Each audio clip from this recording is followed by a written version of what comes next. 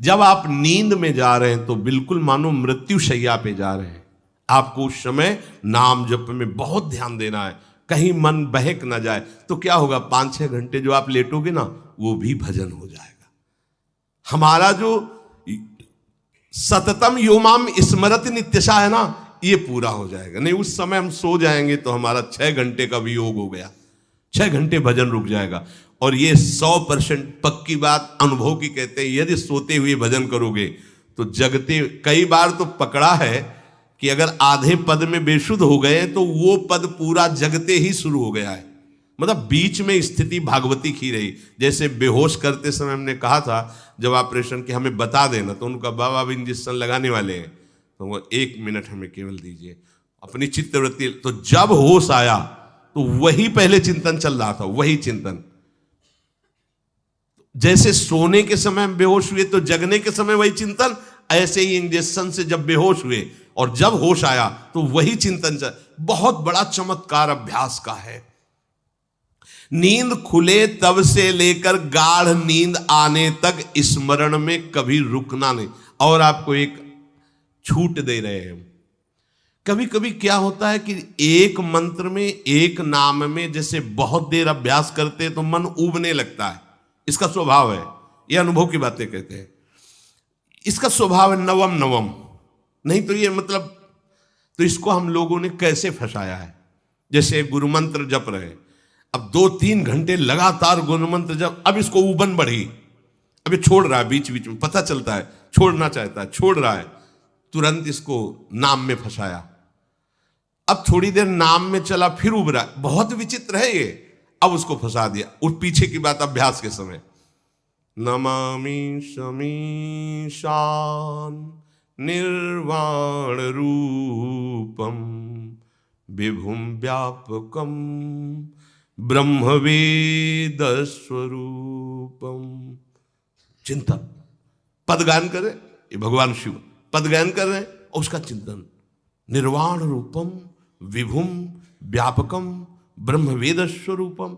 अब अपने यहां अवसर है, सुंदर सुंदर कोई पद गुरु मंत्र जब करते हुए मन जब उबने लगे, राधा वल्लभ श्री हरिवंश, राधा वल्लभ श्री हरिवंश, राधा वल्लभ श्री हरिवंश, इसमें भी उबने लगे, शुरू कर, जोई जोई प्यारो करे सोई मोही भावे, भावे मोही जोई, इसमें भी उबने लगे।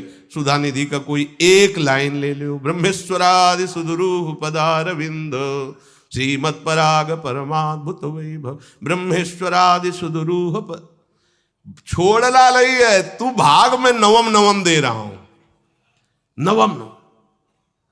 इसको फंसाने के लिए आपके पास अस्त्र हो, जैसे यहां चाकू, यहां पिस्तौल, तलवार, ये वो सब बिल्कुल वीर सजा रहता है, ऐसे ही अपने लोग सजे रहते। छोटा राधा, अब एकदम चिपक गया है आके, तो कैसे मारे, तो छोटी चाकू है ना, वैसे राधा राधा राधा, थोड़ा दूरी राधा वल्लभ श्री हरिवंश, थोड़ा और दूरी गुरु मंत्र, बड़े बड़े अस्त्र अपने पास रख ले, बहुत भाग रहा है तो फंसा दिया। प्रथम यथावति प्रणव श्री, अब लग पूरा पदगा, पूरा पदगा उसमें लग, प्रथम यथामति प्रणव।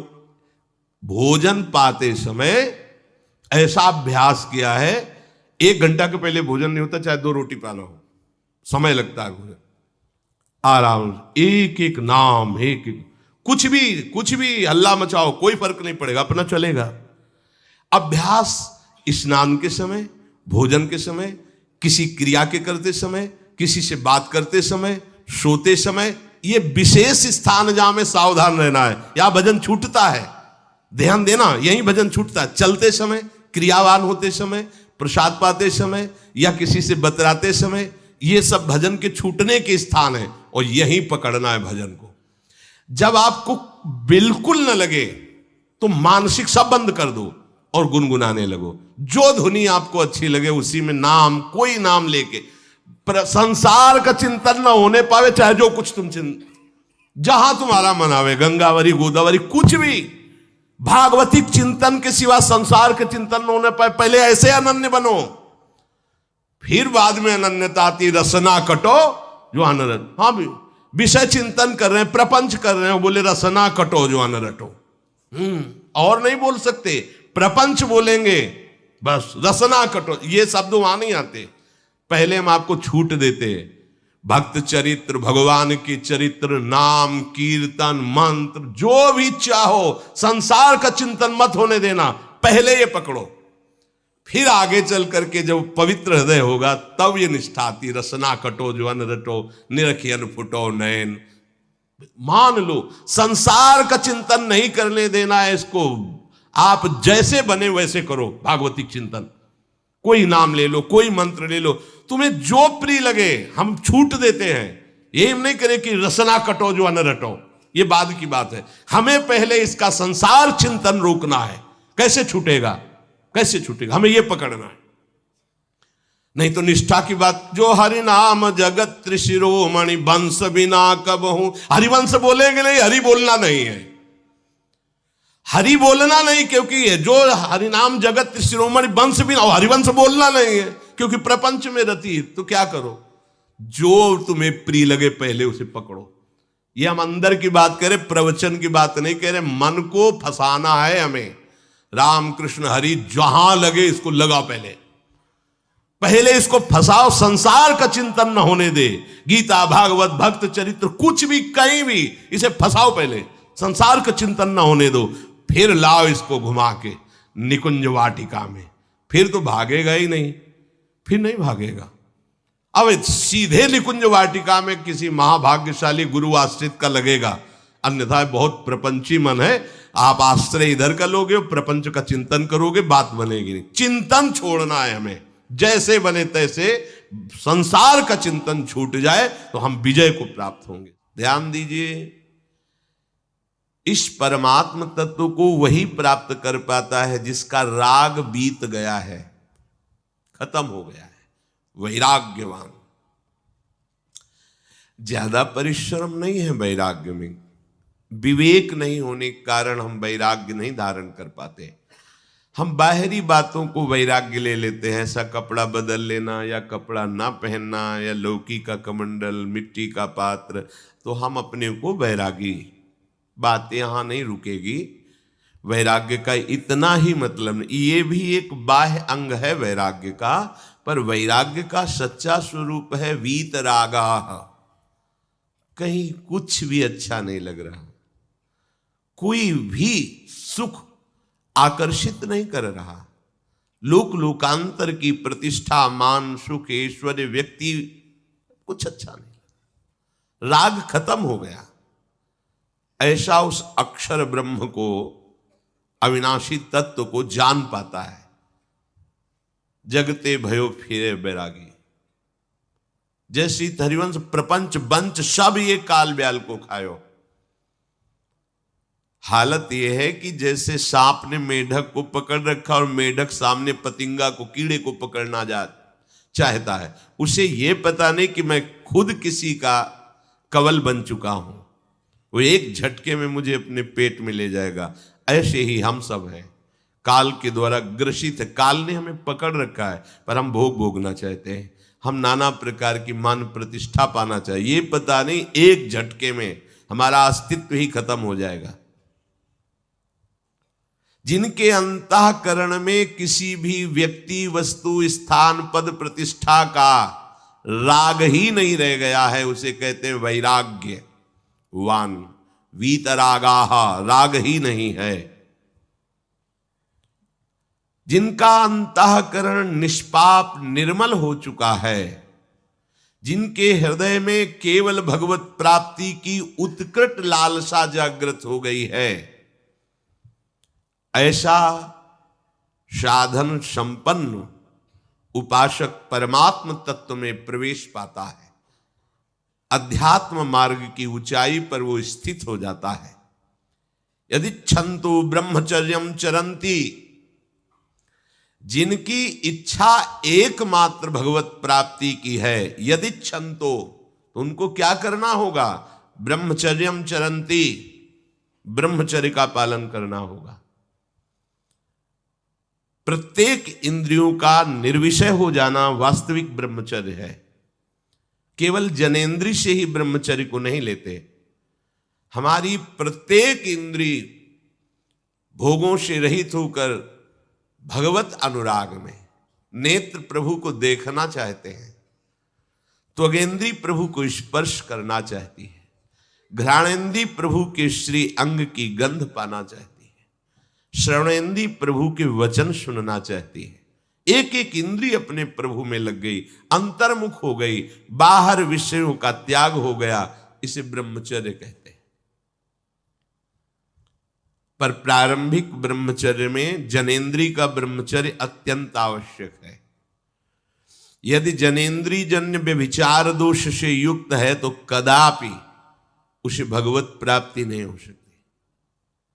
शुभ गति व्यभिचारी शुभ गति चाहे असंभव। और भगवत मार्ग में सबसे बड़ा दुश्मन यही व्यभिचार दोष है, काम। इसी से हमारा हृदय मलिन होता रहता है, अंधा बटे और पड़ा चबाए वाली दशा रहती है। कहते हमें 50 वर्ष हो गए।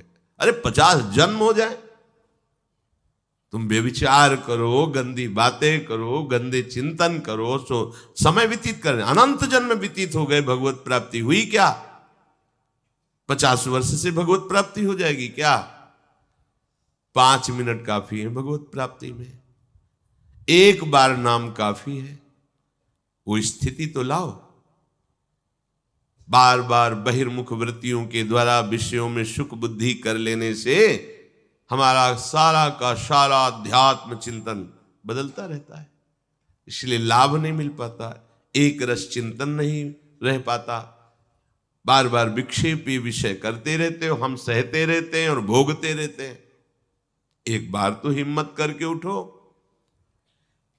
अब लो नशानी अब ना नशई हो, एक बार तो दृढ़ बनो। बस मन के अनुकूल चलने की बात को तुम्हें रोकना होगा, तभी तुम्हारे अंदर यदि क्षंतो ऐसी इच्छा जागृत होगी। पक्का पक्का ऐसा ही है। जब हम किसी विषय के वेग को सहते हैं, विषय नहीं भोगते हैं, तो मन बहुत जलाता है। उस जलन में फिर एक ही बात होती है, बस भगवत प्राप्ति हो जाए, झंझट खत्म हो जाए। कब तक हम इसमें चलेंगे? एक बार भगवत, वो जलन हमको भगवत प्राप्ति की इच्छा प्रकट करती है। अपने लोग क्या करते हैं, जलन को मिटाने की कोशिश करने लगते हैं, तो भगवत प्राप्ति की इच्छा क्या, भोग प्राप्ति की तृष्णा जागृत हो जाती है। भोगे हुए भोगों को बार बार भोगने की इच्छा का नाम तृष्णा है। बाहर और भीतर से कोई सहयोगी नहीं, जल रहा है उपासक, तब रास्ता निकलता है भगवत प्राप्ति का, तब इच्छा प्रकट होती। अब नहीं, बहुत जल लिया, अब तो केवल प्रियाजू के समीप जाना है, अब तो प्रभु के सानिध्य में रहना है, नहीं इन भोगों की जलन में जलना है। पर यहां तक पहुंचने के लिए जलना होगा, तभी लिखा सहित सहित बाढ़ है भगति तास्तिति क्षस्व भारत, क्योंकि आगमा पाइनो अनित्यास। ये नाशवान काम क्रोध आदि तुम्हें प्रेरित करेंगे, तुम इनके वेगों को सह जाओ। ये स्थायी नहीं है, आगमा पाइनो है, आने जाने वाले हैं, और ये सहन करने से नष्ट होते हैं, भोगने से बढ़ते हैं। यदि क्षंतो, अगर भगवत प्राप्ति की इच्छा है तो ब्रह्मचर्यम चरंती, ब्रह्मचर्य का पालन करना ही होगा, इसमें कोई गुंजाइश नहीं, क्योंकि आप चल ही नहीं सकते। ध्यान से सुन लो, ये मनोरंजन का मार्ग नहीं है, इसमें मन ही मार तनहारिक वृंदावन में गाज, इसमें मन मारना होगा। प्रायः ये मन को दुलार करने वाले लोग कभी भाग्य से सत्संग में भी आ जाते हैं, कभी श्री विग्रह के दर्शन करने भी मंदिर पहुंच जाते हैं, कभी तीर्थ याटन भी करते हैं, पर इनका कोई लक्ष्य नहीं होता। आज सुन लिया सत्संग, बढ़िया है, लक्ष्य नहीं होता। यहां लक्ष्य वालों की बात हो रही। यदि क्षंतो, यदि तुम्हारी ऐसी इच्छा जागृत हो रही किसी जन्म में भगवत प्राप्ति करनी, तो ब्रह्मचर्यम चरंती। आप सच्ची मानिए, जिसके निकालने में तुमको सुख की अनुभूति हो रही, उसको रोकने में कितनी सुख की अनुभूति होगी। उन्मत्त हो जाओगे, बहुत जल्दी आपके सारे के सारे करण भगवदाकार होने लगेंगे यदि आप ब्रह्मचर्य का पालन करेंगे। शरीर स्वस्थ, हल्का, मन प्रसन्न, नींद आदि पर विजय, कितने गुण ही गुण। और ब्रह्मचर्यहीन आलस्य, प्रमाद, भोगों का चिंतन, मन का डिप्रेशन में पहुंचना, कमर में दर्द, टांगों में दर्द, सर में दर्द, घबराहट होना, बिना किसी कारण के मन भयभीत हो रहा है, भोजन अपच हो रहा है, बिना किसी प्रक्रिया के वीरनाश हो रहा है, बिना किसी प्रक्रिया के। काहे को मृत्यु स्वयं स्वीकार कर रहे हो, ये मृत्यु है। चाहे भगवान दत्तात्रेय जी बोल रहे हैं या भगवान कपिल देव जी बोल रहे हो, जब उपासक को संबोधन करते हैं भगवत प्राप्ति के लिए तो कहते हैं कि इस भोग वृत्ति को साक्षात मृत्यु रूप देखो, ये मृत्यु है तुम्हारी। जब शरीर राग त्यागना है तो तुम शरीर से भोग भोगोगे तो आसक्ति शरीर की पुष्ट होगी, आसक्ति भोग सुख की पुष्ट होगी, है नहीं। कितने दिन शरीर रहेगा, कितने दिन भोग रहेंगे। विचारवान बनो, ब्रह्मचर्यम चरंती, ब्रह्मचर्य का पालन करो। उपासक जो ब्रह्मचारी होता है उसका खिला हुआ चेहरा रहता है, जैसे कमल खिला हुआ, बिना किसी कारण के उसकी मुख मुद्रा में प्रसन्नता होती है। जो ब्रह्मचर्यहीन होता है बुझा हुआ चेहरा होता है, तेजहीन, बिना किसी कारण के वो शोकग्रस्त लगता है। बैठा है, आपको लग रहा है शांत है, लेकिन आप चेहरे को देखो, वो एक शोकग्रस्त है, कुम्हलाया हुआ चेहरा, अशांत चेहरा, मुख प्रसन्न, तन तेज विराजा। यह है ब्रह्मचर्यम चरंती, भगवत आराधन संपन्न उपासक का। जैसे आग में पैर रखते हुए कोई चले तो कैसे चलेगा, ऐसे ही ब्रह्मचारी की पहचान है। इतनी स्फूर्ति उसके अंदर होती, जैसे आग में चलने वाला पूरा पैर नहीं रख पाएगा, अगला कदम रख देगा क्योंकि ताप लग रहा है, ऐसे उसकी स्फूर्ति होती पैरों में। उसकी आंखें एकाग्र रहती है, चंचलता इधर उधर या बार बार झपकना ये विषयी पुरुष का लक्षण है। बार बार पलक झपकना ये विषयी पुरुष का लक्षण है। इधर उधर ताक झांक, चंचलता, ऐसा बैठे तिनका तोड़ रहा है, पैर हिला, ये सब विषयी पुरुष के लक्षण है। ये तो बिल्कुल साधारण स्पष्ट दिखाई देता है आदमी विषयी है या ब्रह्मचारी, एक सेकंड में लक्षण होते हैं। आपको जब भगवत मार्ग का अवसर मिला है तो गृहस्थ हो, संतान हो गई, ब्रह्मचर्य से रहो। नहीं चाहिए संतान तो भ्रूण हत्या, गर्भ हत्या जैसे महापाप करने की क्या जरूरत है। उसी वीर से संतान उत्पन्न होती है जिसको आप नष्ट कर रहे हो, जिसको आप ऐसे पानी में बहा रहे हो, व्यर्थ फेंक रहे हो, तो उसको भ्रूण हत्या का पाप लग रहा है, तो तुमको पुण्य लग रहा है, वीरपात कर रहे हो तुम्हें भी वही हत्या लग रही है, क्योंकि उसमें वही जीवात्मा है जो मां के गर्भ में जाके बालक रूप धारण कर लेती है, उसको तुम नष्ट कर रहे हो। पर बुद्धि भ्रष्ट हो गई है, समझ में नहीं आता, व्यर्थ में वीरपात करते हो, व्यर्थ में। तुम्हारा भजन बनेगा, तुम अध्यात्म के योगी बनोगे, मजाक है अध्यात्म का मार्ग। होश में हो जाओ, ये मन के दुलार को बंद करो। जब तक इच्छा ही नहीं भगवत प्राप्ति की तो फिर तुम कैसे भगवत प्राप्ति कर पाओगे। भगवत प्राप्ति की इच्छा कैसे होगी जब तुम्हारी इस तरह से निंदनीय वृत्तियां हैं। इंद्रियों को दुलार कर रहे हो, मन को दुलार कर रहे हो, भगवत प्राप्ति चाहते हो, आचरण नीच और चाहते हो उच्च पदवी। सावधान हो जाओ।